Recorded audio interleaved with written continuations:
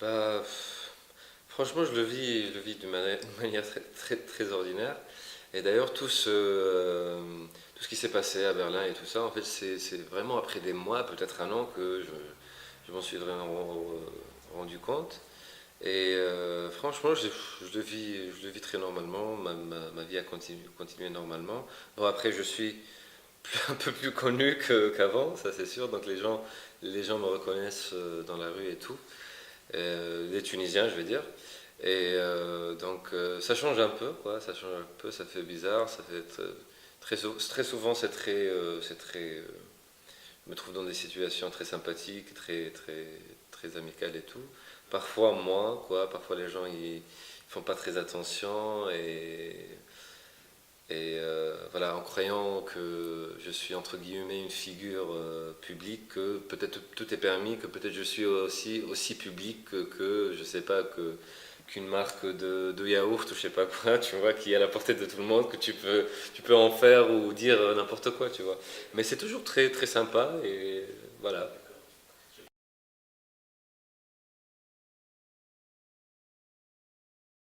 Je sais pas, j'ai ma femme en tout cas, donc je sais pas, je me pose pas la question, le problème ne se pose pas pour moi.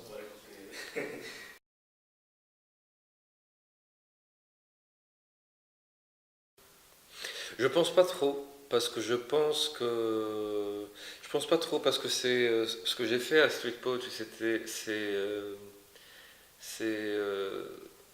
c'est assez différent du jeu d'acteur dans le cinéma. Et c'est assez différent parce que là, dans Street Poetry, on est dans l'art de rue, on est dans un truc plus. Il y a un côté. Donc j'étais co-organisateur avec Amin Rarb et d'autres amis. Et donc il y a le côté organisateur, il y a le côté poète, écrivain, entre guillemets. Et donc, organisateur, animateur, poète à la fois, donc c'est très différent. Quant au jeu d'acteur dans le cinéma, c'est très différent. C'est plus dans l'économie, dans une forme de jeu plus discret, plus intérieur, plein d'autres choses. Mais en tout cas, je suis pas sûr si l'expérience dans Street Poetry a servi directement mon expérience en tant qu'acteur dans le cinéma. Mais en tout cas, moi, j'appréhende tout ça en tant qu'un tout. C'est-à-dire que je fais pas de dichotomie, de séparation de match de street poetry, celui du cinéma ou autre, quoi. Je fais tout ça parce que j'aime faire ça, quoi. J'aime écrire, j'aime m'exprimer devant les gens, j'aime m'exprimer devant la caméra, celle du cinéma surtout, plus que d'autres caméras. Et donc c'est ça, tu vois, c'est tout moi, quoi, tu vois, j'aime faire tout ça. Et ça, sûrement, ils se servent, il y a un échange, des va-et-vient dont je ne suis pas forcément conscient, mais c'est possible, quoi.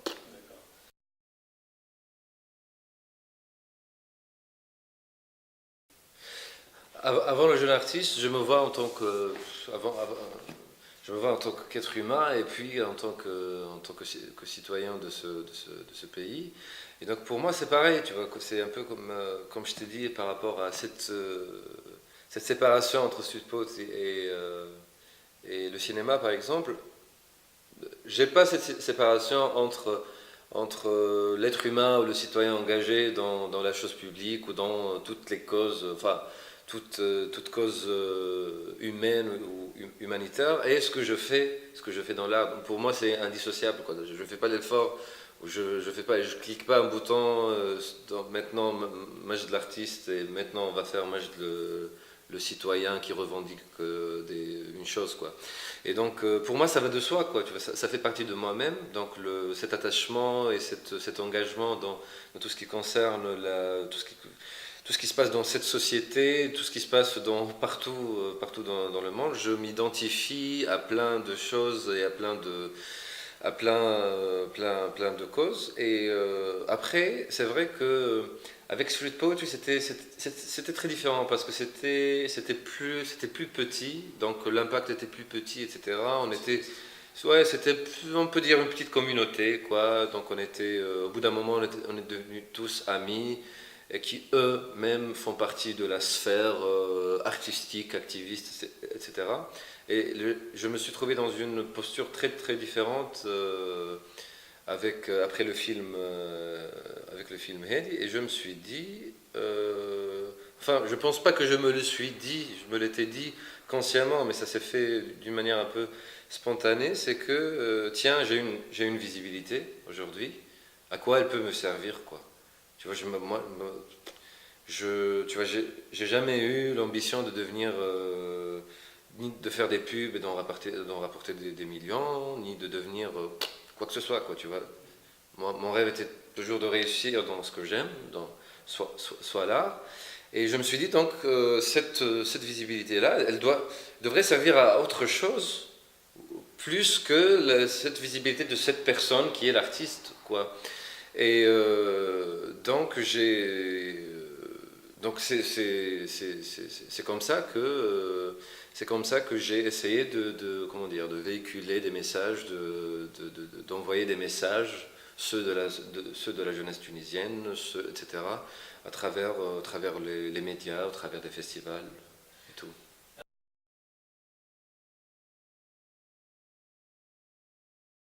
Ça, ouais, je veux dire, ouais, c'est censé être gentil, mais malheureusement, ça l'est pas autant, quoi. Quand on me dit que moi, Mohamed Benati, et les autres, ça, on l'a entendu plusieurs fois à l'étranger, en Europe.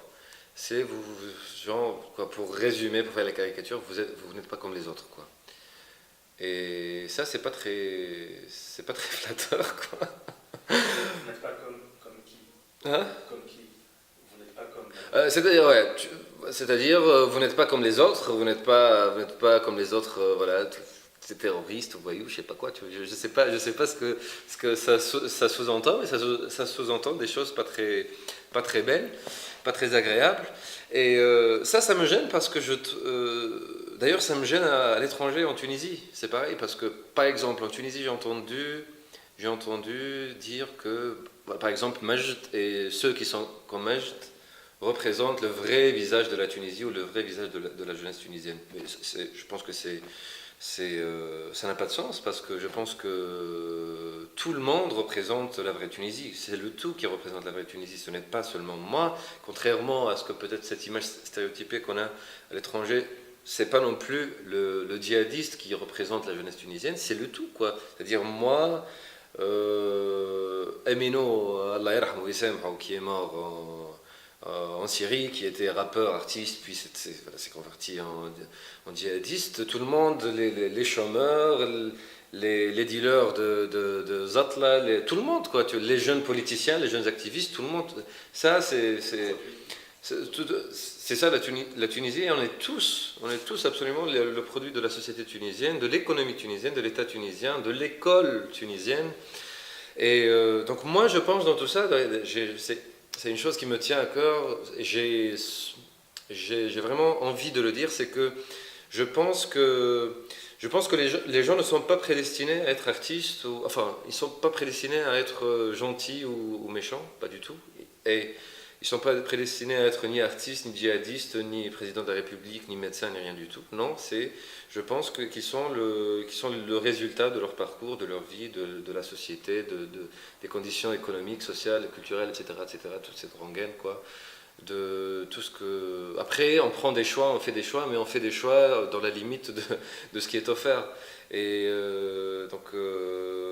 je pense qu'il faut se poser des questions par rapport à ce que l'État tunisien offre aujourd'hui aux jeunes, aux Tunisiens en général, économiquement, au niveau de la santé, au niveau de l'éducation, au niveau de la possibilité de rêver dans ce pays, de la possibilité de se projeter dans 5 10 ans, vivre en prospérité dans ce pays. Donc je dis ça pour faire, si tu veux, pour dire que si j'étais, si mes parents n'appartenaient pas à la classe moyenne, s'ils n'étaient pas cultivés, si mille choses, si plein de belles rencontres qui m'ont mené jusqu'ici, j'aurais été facilement en Syrie, j'aurais été un dealer de drogue en Tunisie ou ailleurs, j'aurais pris une barque pour traverser la Méditerranée, quoi, pour rêver d'un autre paradis.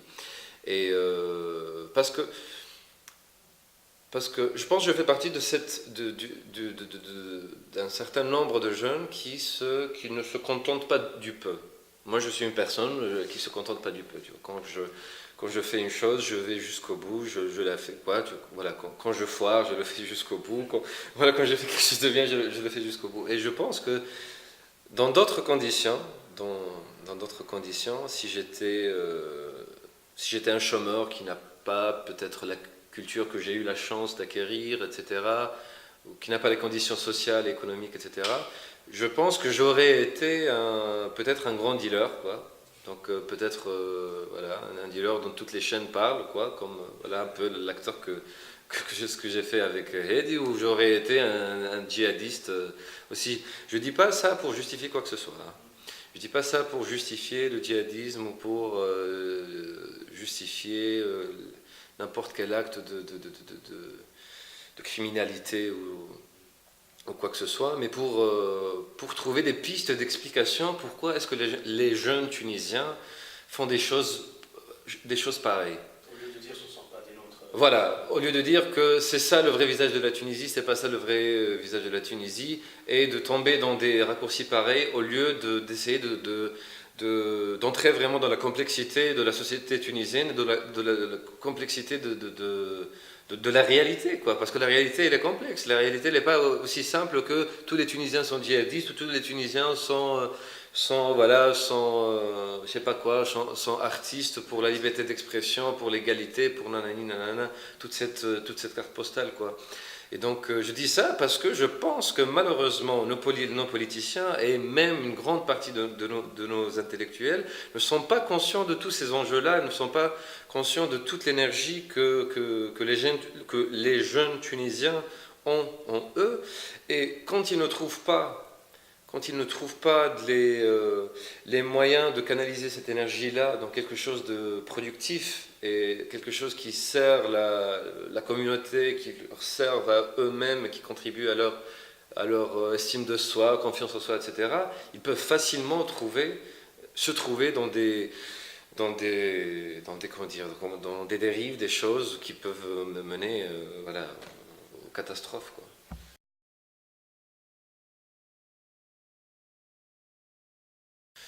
Bah, je pense que c'est ridicule. Ouais. Je pense que c'est ridicule de voir Sophia Sadr. C'était à Carthage, quoi. C'est la même Sophia Sadr de Amni ou Amen, quoi, du violet et tout. C'est assez surréaliste, mais bon, c'est la Tunisie, ça aussi, quoi. Ça aussi, c'est la Tunisie, le surréalisme, c'est une partie de la Tunisie. Bah, qu'est-ce que tu veux que je te dise? Bah, je sais pas. Bah, je pense que je pense que les choses, peut-être que moi-même je ne comprends pas, peut-être qu'on ne comprend pas tous ce qui se passe exactement, mais peut-être qu'on comprendra dans une décennie ou deux. Mais je pense qu'il y a un travail qui n'a pas été fait en Tunisie, c'est celui de l'instauration de cet nouvel ordre. Je pense que ça n'a pas été fait, ou ça a été avorté, du moins, disons ça. Politiquement, culturellement, artistiquement, économiquement, etc., etc. Et donc on est je pense, dans un mélange hybride entre l'ancien ordre et le nouvel ordre qui se battent. Bah, évidemment, l'ancien ordre, il a comment dire, la, il a l'ancienneté, il a l'expérience, il a l'argent, il a le pouvoir, il a plein de choses. Mais voilà, on continue à se battre pour une autre Tunisie, quoi. Pour une autre Tunisie. Et ça, et je trouve que c'est ridicule aussi que quand on conteste, par exemple, la présence de Sophie Assad, alors qu'on nous taxe comment dire ça, voilà, éradicateur, Ersaïn, je sais pas quoi, etc. Non, c'est ridicule, c'est pas ça, quoi. Non, on est d'accord, la Tunisie est pour tout le monde et tout, mais puisqu'elle est pour tout le monde et que c'est que tout le monde choisit son camp, tout le monde assume sa responsabilité, tout le monde assume ses actions et son passé, etc. Et donc, dans cette logique-là, il faut que tout le monde assume la responsabilité de ses choix sur tous les niveaux. Et ce n'est pas de l'éradication de dire que Sophie Assad est l'une des figures de l'ancien régime. Et quel message on envoie aux Tunisiens aujourd'hui quand on la voit parmi les stars du festival de Carthage, quoi.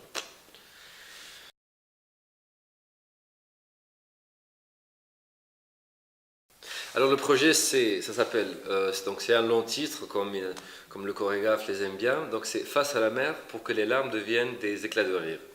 Et donc c'est une création de danse de Radouane El Med,